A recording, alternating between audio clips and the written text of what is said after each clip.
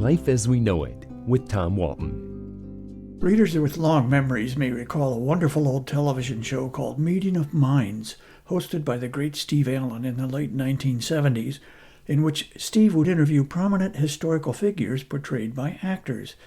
Conversations with Thomas Jefferson, Thomas Paine, Charles Darwin, and even Aristotle, Cleopatra, and Attila the Hun enlightened viewers and literally brought history to life.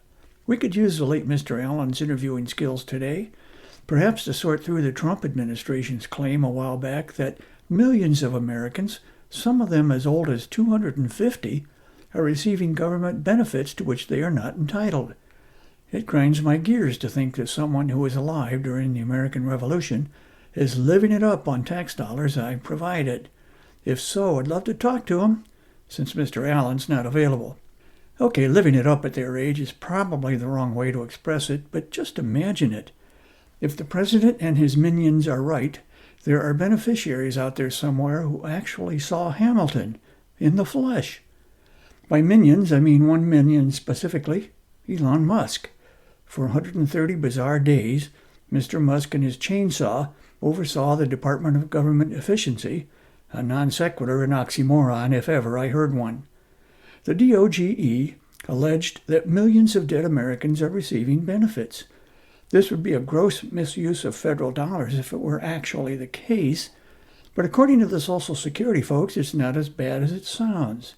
Many times a death does not get reported or correctly recorded, but it doesn't mean that such individuals, or presumably their heirs, are still getting benefits every month. This is not to suggest that the Social Security Administration gets a free pass. After all, this is a massive government apparatus. Inefficiency goes with the territory. But benefits are not paid at all once you reach age 115, whether you're alive or dead. Losing your Social Security at 115 has been the law of the land for years, although I do not know anyone 115, and thus can't ask if the looming cutoff poses a genuine threat to their welfare going forward. I suspect they'll be okay. After all, their mortgage was paid off a long time ago, and they're no longer taking Caribbean cruises.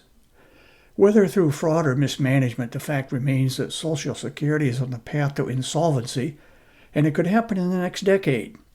Only, however, if nothing is done.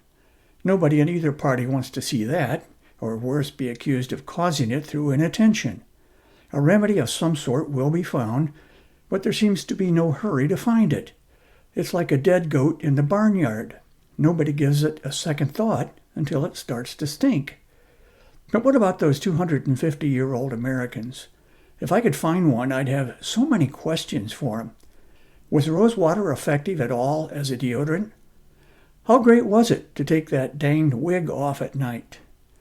Who cleaned up after the horses pulling wagons on Main Street? Was Aaron Burr actually a nice guy? Was King George only misunderstood? Why did they make Rhode Island so small? Yeah, so many questions, and nobody left to ask. Steve, can you hear me? A little help here.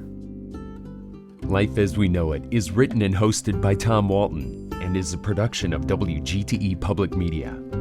Life as We Know It with Tom Walton can be heard on WGTE FM 91 every Monday afternoon during All Things Considered at 5:44 p.m.